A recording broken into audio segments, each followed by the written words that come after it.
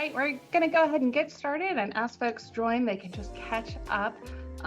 But happy Friday morning. Thank you all so much for being on the April Let's Talk Business. We have a super exciting one today all about legislation and business and legal and what government affairs actually means.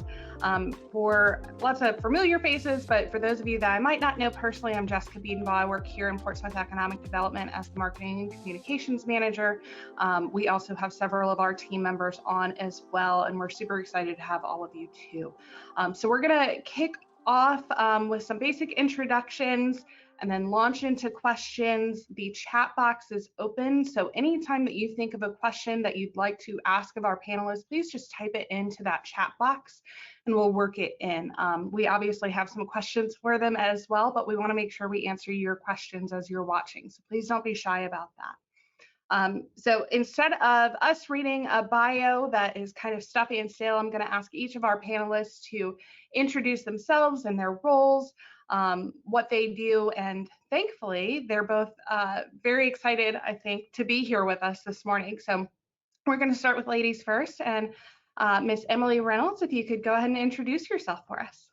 Perfect. Thank you so much, Jessica. I appreciate it. Good morning, everyone. And thank you again for having me. It is a pleasure to be able to be on this podcast. Again, my name is Emily Reynolds. I'm the Executive Director of Government Affairs for the Hampton Roads Chamber. The Hampton Roads Chamber is the premier pro-business organization, and we serve as an impactful advocate, powerful economic partner, inspiring igniter, and regional collaborator, where we try and set the conditions for businesses to succeed. I started working for the Chamber in 2019, and it has been a true honor to be able to represent our members of the business community at the General Assembly sessions, as well as on a local and federal level as well. A little bit about me: I grew up in Chesapeake, Virginia. I went to Liberty University and started working for State Senator Steve Newman straight out of college, who at the time was in leadership in the Senate. My role at the Chamber is to be the liaison between our elected officials at all levels and represent the business community by supporting, opposing, and advocating for policies that really set a business-friendly climate. In my position, I focus mainly on the 30 Hampton Roads delegation members. However, I still maintain the relationships that I met through Steve, Senator Newman, and will branch out to other senators and delegates throughout the session when legislation pertains. So anyway, I'm very happy to be here again today. Looking forward to the discussions and the questions. Thank you so much.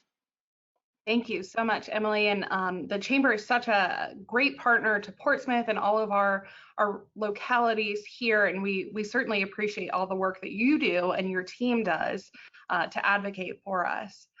Next up, we have Rob, who is coming to us from Richmond with a kind of broader view. Rob, could you introduce yourself for us? Oh, you're muted, sorry. You think we get past that by now, right? Thanks, Jessica. And thank you to Portsmouth Economic Development for having me today. I'm a Director of Government Affairs with Hunton Andrews Kurth, which many of you may know as the former Hunton and Williams. We merged with another law firm about 2 years ago now.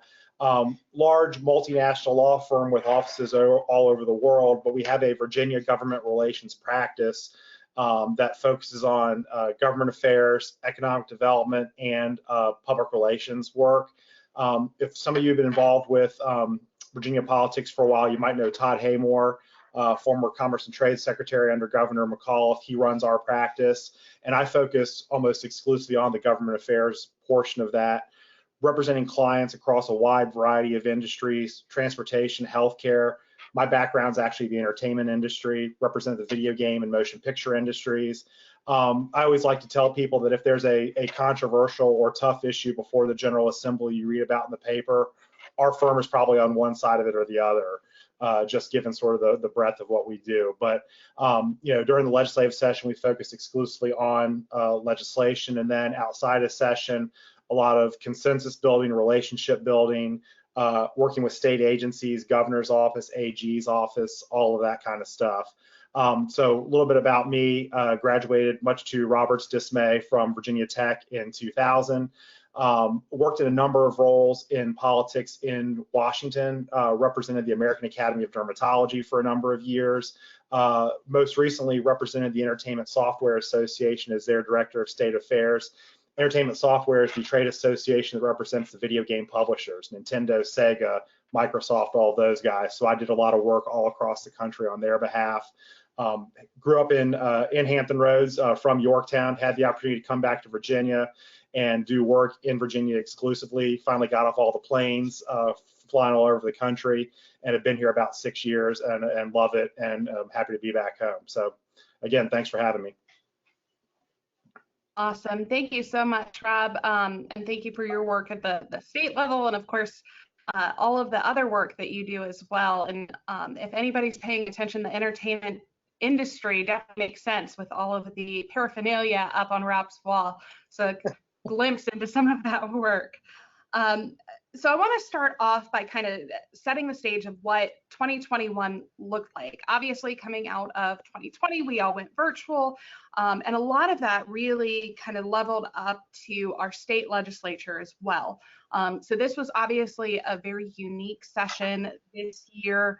So I'm hoping that you all can kind of tell us what was different this year, how it went, and how it impacted your roles. So whoever wants to start with that. I'll let you start, Rob. It was, I get really tired of the term "a year like no other" or "interesting times," but it really, most of us have had to transition into doing our jobs different ways. And one of the biggest assets a lobbyist has is accessibility and knowing the right people and being able to get to them. And that's by and large how I do that during the session, is camping out in the building. And that was prohibited this year. Everything was virtual. The House was actually just meeting from home. The Senate was meeting in sort of a confined space in Richmond that you really didn't have access to. So it was lobbying by text, by cell phone, by Zoom meeting.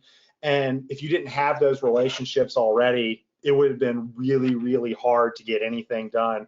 We had one legislator jokingly tell us as the session, we realized it was going to be virtual. He said, it's a lot easier to blow you guys off now, which is totally true, because you would just have to text or call, and that was really how things got done. Now, look, I think in Virginia we're very, very fortunate. You have lots of really good legislators. They want to hear from both sides, and we ended up getting it done. But it's one of those things that was a lot harder than it used to be. And, hopefully we get past that here soon. But, keep in mind, an example here is you would have in a typical legislative committee, you might have a substitute bill drop that they would put on the desk. You would then pick up and go through. There's no desk to put those on. So you would have to wait, get copies of the bill. They may have already passed it out, go back and fix it. It was just a lot more attention to detail this year. Yeah, I echo those comments. I think we really saw that dichotomy of process between the House and the Senate. Like he was saying, it's completely virtual with the House, and it was a hybrid. And it was in person for them, not for us or the citizens. And then also virtual for committee and subcommittee meetings. Some things were perhaps easier, but overall, I think the entire process was much more difficult with regard to communicating, like he was stating. Legislators and staff were very overwhelmed by the emails, the texts, especially during those controversial debates and topics. So definitely agree with him there. And also, Sessions always been said, it's like drinking from a fire hose, and they need answers immediately right on the dot. So, definitely we had some troubles with that. However, like Rob said, we have wonderful legislators, and specifically in Hampton Roads and Portsmouth, that really want to know where we stand. And so that's very, very helpful. So that's where it wasn't nearly as bad as what it could have been. And I'll give you a positive too. If you're a member of the public, right, you would normally have to be in Richmond to speak, but you could testify from Portsmouth, or think about folks who are in Wise County or Lee County, that's 6 hours away from Richmond. They could all testify virtually. That aspect was probably, if you're looking for accessible government, that was better. It just was harder on those of us who are in the building day to day. Exactly. That makes complete sense. And being left unseen or read from a state legislator is not something I think would have been an issue that most of us think about. You know, we joke about being left on red in our other lives, but so that brings up a good follow-up question of, are there any components of the kind of hybrid or virtual that you all would like to see continue moving forward? Maybe some of the accessibility or transparency things that our digital world is now making possible. Anything that you'd like to see continue into future sessions? Oh, do you want me to go ahead and start? I'll go ahead and start. There has definitely been, I know there's been discussion in the House. I think some components of the technology can be integrated into the process, such as, being able to submit your position testimony online for the legislators to review. Like Rob was saying, it's great for specifically constituents, that are at home that don't have to travel to Richmond to be heard. I think that you will start to see that, but, there is no guarantee on that. So many people, were not called to testify or, dropped or IT problems. So that kind of made some difficult things here and there. But, I think it's great that we adapt and kind of move into this hybrid to allow all voices to be heard on this, especially because we did this, for a special session in 2020 and moved it into 2021. However, it is so valuable to be able to, be in person with these members and to be able to have that personal connection that is just so valuable. Yeah, and I think having that public accessibility, the Zoom testimony and stuff like that as an option. I mean, it's not optimal for doing what Emily and I do, but if you want to, speak on an issue, and because the problem is, the legislative session is crazy. You can have a committee meeting that starts at 2 o'clock in the afternoon. It gets delayed till 4 o'clock. They may not hear the bill till 8 o'clock. You've now got to lose your whole day. But I think that's good if you are a member of the public who's not able to spend that kind of time in Richmond. That'll be very helpful. It's interesting. I was on a trip now it's probably about 12 years ago now, to Alaska in their state house. And they've been doing sort of a similar thing, as you might imagine, in a state where it's very remote. They've been doing a similar thing for years for giving public accessibility to the Capitol. So I think that will stay. You have a lot of, outside of session, you've got a lot of meetings that occur that kind of vet policy and build towards legislation for the next year. I think you'll see a lot of those maybe go virtual too, because they've got to, legislators have per diem, they have to get to Richmond, they have to take time off of work. If you're coming in from, anywhere that's more than a couple hours away, it's a full day. You might see a lot of that stuff go virtual as well, which, I would say is not ideal for someone in my position, but it's not the end of the world either. Yeah, definitely pros and cons to all of these emerging technologies being integrated. And thanks to James Cullen for pointing out from an accessibility standpoint, he says in the chat, people can attend and participate in meetings similar to this, who otherwise would not be able to make time to travel and attend. And I think, especially considering, a huge state like Alaska, it would make sense that they don't want to put that tax or that burden on maybe constituents that are involved. So thank you for sharing all of that. Friendly reminder to anybody, please submit your questions to the chat. We'd love to have them and integrate those. So Rob, I'm going to ask you to start on this question, then we'll get Emily's perspective, but we'll start at kind of the state level and then work down to local. So over the past 2 years, there's been a ton of business-related legislation that has come out. What recently passed legislation do you think really is going to impact our small business communities? Yeah, and the answer is a lot. A couple of things that I will touch on. I mean, you had this year, tax conformity legislation, right? Not only how is Virginia going to conform to the federal tax code, but how does all this federal stimulus money, how does that play into your taxes? I think critically important as small businesses are trying to, again, maximize the money they have and not face too many burdens down the road. I think that one is critically important. One dealt with state-run IRA accounts for those who don't have those through their employer, and this would be a mandatory program. Again, I think a lot of people say that's a great thing. We want people to save for their future, save for retirement.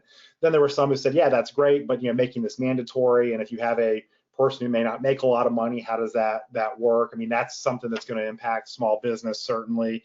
One thing that's interesting that came up that a lot of people were very interested in as folks try to recover economically, there's a legislation on outdoor refreshment areas, basically allowing restaurants and bars to designate certain areas of town so you can have sort of these outdoor, carry your cocktail with you, have a good time. And it's one of those things you sort of thought was like, oh, that's interesting, but a lot of people really love this concept because it's something that has been done as restaurants have to restrict capacity and looking to open things up and make sort of downtown areas in some parts of the state revitalize them, but make a sort of more sort of friendly and open social environment when we're able to. And then I think in the last couple of years, you've seen a lot of labor-related issues, last year particularly, but things that deal with like allowing collective bargaining for local government employees. That's going to have an impact on sort of what you guys are able to do in Portsmouth, if that's something that comes to fruition. And you can argue pros and cons on both sides, but it's going to be something that, if localities are doing this, you're seeing there's a huge economic impact, and how does that trickle down to other things? So I think that's going to be important to watch. I know particularly in Northern Virginia, you're seeing a lot of that. I think even Virginia Beach is looking at some of it as well. Awesome, thank you. Emily? Rob covered a lot of it, but I will just emphasize, I think one of the most important legislation this year was that impacted the business community was the tax conformity bills. That paycheck protection program loan deductibility was a significant win. These bills, like you said, conformed Commonwealth's tax system to the federal tax code.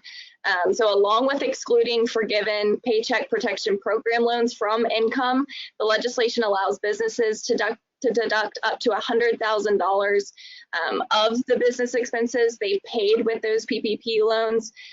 So, when we looked at statistics, this is going to really provide significant and immediate relief to over 80% of the recipients of the PPP, as well as the Rebuild Virginia recipients, because that is also in the similar tax treatment for those recipients.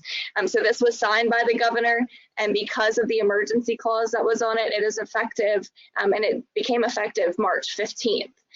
So that was great news.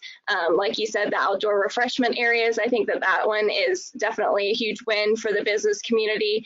There was a retail sales and use tax exemption for PPE. That was another big one that is already effective as of March 11th, and it's available to any business that has in place a COVID safety protocol. So that was a big one. Also for Portsmouth, the Port of Virginia was able to get the sunset extension of their tax credits, which again, this is incentive programs that are used to, recruit new business and grow current business in the Commonwealth. And really, by extending these programs, the relationship between the private industry and the Commonwealth will really prosper. So that's a big win. So I think that is just a wide range of what happened this session. There were quite a few bills upon introduction that had the business community very worried, but a lot of those bills either did not pass or they were amended so much so that they really do not impact the business community as a whole. So I've got to say it was a pretty significant win for the business community coming out of the 2021 session. Awesome, thank you for sharing. And for anybody that has been following the chamber chats, Emily just did on some of the legislation that did not go through, that could have been harmful or that was edited and revised to make it more beneficial or less harmful. I highly recommend that you guys all take a look at that. You can find that on their website or any of their social media channels. Short plug there. I do want to ask, because there are so many bills that can either impact a positive or negative way for our business community, what is the most effective way for businesses to get involved with the legislative process? If they have concerns about a bill or a policy, how do they impact that? What's your recommendation? And let's start with Emily first and then go to Rob. Sure.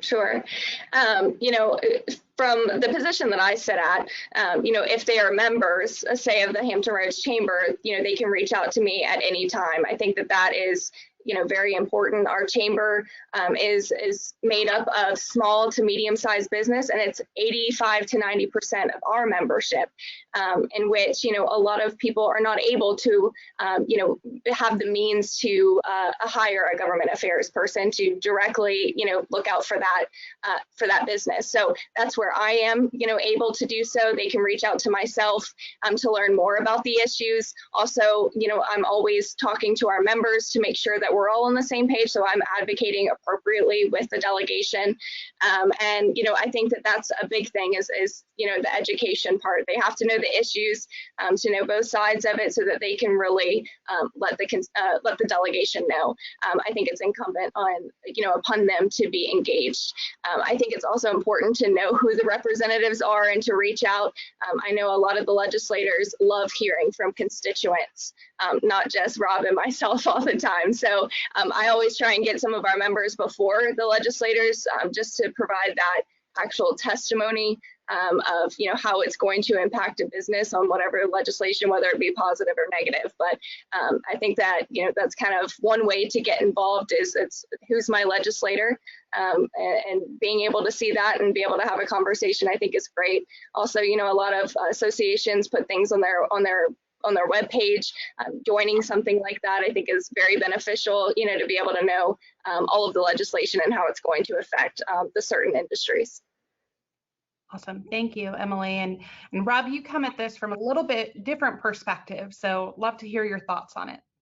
Yeah, and I think groups like the Hampton Roads Chamber are very good, and I think in addition, you've got no matter what business you're in, there's a trade group or maybe several representing you. I mean, you've got folks like the National Federation of Independent Business. They look out for small businesses. They go through the legislation. They are the voice of small business globally across the state in Virginia. If you're a retailer, there's the Retail Federation. If you're a realtor, there's the Virginia Realtors Association. All those groups are paid, and a big part of their job is going through the bills, learning what's impactful. And then if you're a member of those groups, getting involved and helping driving some of that decision making is helpful. And Emily's exactly right. I mean, hearing from folks back in the district is the most impactful lobbying there can be. It may sound counterintuitive for someone who's a paid lobbyist to say that, but folks know. I mean, they know when I come to them, I'm coming on with a position that a company or a association is interested in, but I don't actually do the work on the ground. A lot of what I do is get someone back in the district. We represent the Road Builders Association. Well, let's hear from a road builder in Portsmouth about how this bill impacts their business, at a very local level. That can be the most impactful thing sometimes, and actually a lot of times. And then you're very lucky in Portsmouth that your delegation, I mean, folks, Delegate Heretic, Delegate Scott, Senator Lucas, not only are they very well respected within the General Assembly, so they are on good committees, they have a lot of influence, they're really just great to work with. They're accessible, they're open. The door is always open in those offices. So I know the door is always open to someone like me. I know it's always open to someone from back in Portsmouth, but they are folks that have a lot of influence and have the ability to get things done in the legislature, which is really helpful to the city, I think. I couldn't agree more. And if I could just chime in on that with the Portsmouth delegation, a true story here from this past session, just to show Delegate Heretic's commitment to his constituents. I went to go call the office. I always try to go through the office before going directly to the cell of a legislator. So anyway, went to the office, gave a call, and I heard a deep voice, which that of course is Delegate Heretic. And I said, "Oh, I'm so sorry. I meant to call your office. I apologize." He said, "Oh no, this is the office. I'm answering office calls today as well as legislating." So really he's, right on the ground wanting to know where all of the constituents, as well as Senator Lucas and Delegate Scott. So I just echo the comments that Rob made just a minute ago. We are incredibly fortunate here in Portsmouth and Hampton Roads to have both senior representatives representing us, and also just very involved some of the juniors that are really hitting the ground running and doing a great job and making sure that they're listening and engaged and focusing on things that matter to the region. One note, I think one of the things that isn't super common knowledge is committees and how they impact policies and how folks can get in touch with them. So yes, you can reach out to your representatives, but could you touch on maybe how you reach out to, say, a committee or impact something that they're sharing? Because I think that's a gap in some of the knowledge of our genuine or general population. Whoever wants to take a stab at it. I'll jump in on this one. Committees are the meat of where the work gets done in the legislature, right? I mean, you have a bill, it deals with agriculture, it deals with healthcare, it goes to that committee to be vetted. That's where the details are really ironed out. There'll be a lot of back and forth discussion and kind of, okay, what do we do with this? Do we like it? Do we send it forward for a full vote? Do we hate it? Do we chuck it? Or do we think there's some merit to this and we need to maybe tweak it a little bit and make it a little bit better, and then send it forward to a vote? Even if you're let's say Delegate Heretic or Delegate Scott is not on a particular committee, there are Hampton Roads members on every committee, right? That care about the region, that are interested in hearing from folks back home about impact. But that's really where you want to get your voice heard, is before that bill gets heard in committee, because it gets a lot harder to stop the train as things progress. And you look at you have a committee vote, you have a floor vote, you have something passes one chamber by a huge wide margin. It's often harder to get it kind of stopped on the other side if you need to. You can always get it amended along the way, but it just gets harder. But getting in early in that process is really, really critical, making sure your voice is heard when the folks are most apt to really kind of dissect an issue. Exactly. Yeah, the committees vet the legislation that will go before the whole body on the floor. So again, that's where this public testimony is heard. And that's why, we'll always try and get the constituents, even in place of ourselves sometimes, to be able